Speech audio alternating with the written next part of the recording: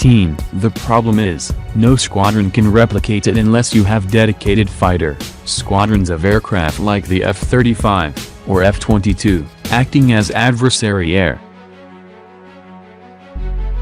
This request will now be met after the squadron finishes its adversary tactics training.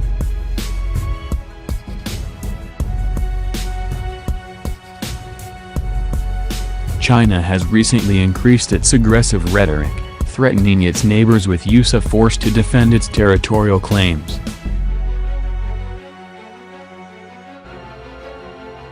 Wei Feng, China's defense minister, said at the Singapore Security Summit, the Shangri-La Dialogue, "If anyone dares to split Taiwan from China, the Chinese military has no choice but to fight at all costs for national unity."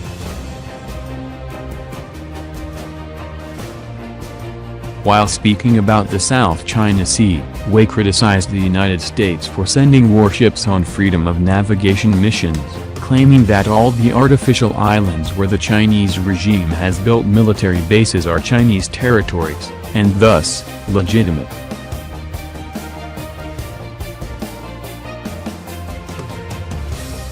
This isn't the first time that the Chinese regime has vowed to use force to solve sovereignty disputes about Taiwan and South China Sea. Indo-Pacific states are on high alert as a result. According to Nikkei, Japan's self-defense force has been approved to order 42 F-35Bs from the United States, giving Japan the largest F-35 fleet among U.S. allies. The East Asian country is also buying 63 other U.S. jets.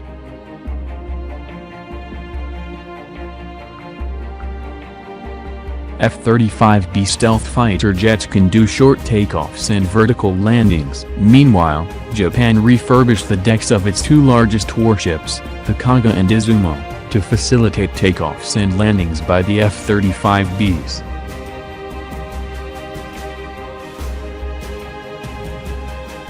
Taiwan is also gearing up, as Beijing has continually threatened to use military force to unite the island, which it views as part of its territory, with the mainland. Taiwan's Ministry of National Defense confirmed that it had begun the process to pursue the purchase of more than $2 billion of U.S. missiles and battle tanks made by U.S. defense companies General Dynamics, Raytheon, and Lockheed Martin. The arms deal includes 250 Raytheon FIM-92 Stinger surface-to-air missiles, designed to attack aircraft.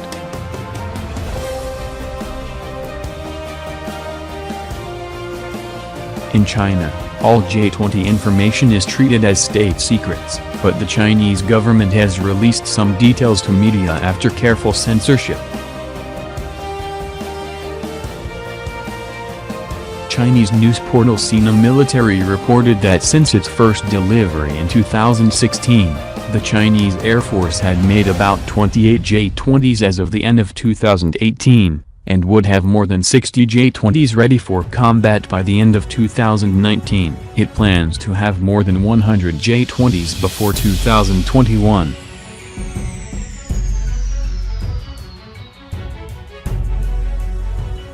But the portal also previously reported that the J-20 has had several setbacks. While the state-run Chengdu Aircraft Industry Group is the maker of the J-20, and has the capacity to produce 100 J-20s per year, the Air Force didn't order more of the jets for two reasons: the technology isn't yet completed, and the price tag is too high. The report said the engine is the biggest issue for the J-20.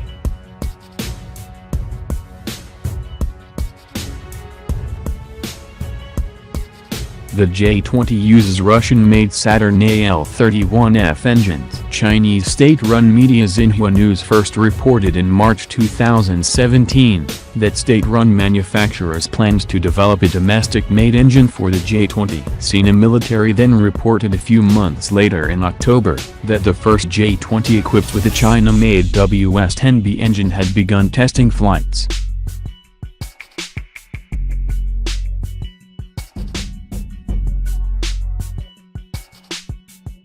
Chinese military expert Yin Zhao told Chinese state-run broadcaster CCTV in November 2017 that J-20s would eventually use the WS-15 engine, an updated design that is more advanced than the WS-10B.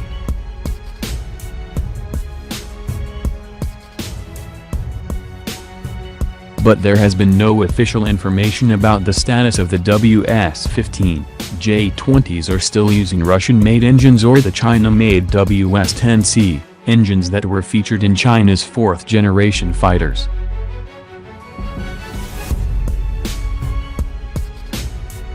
For sure, the capability and performance of the J-20 still has much room for improvement, but it's a threat to the West, nonetheless, Tang Jinyuan, US-based commentator, told the Epoch Times.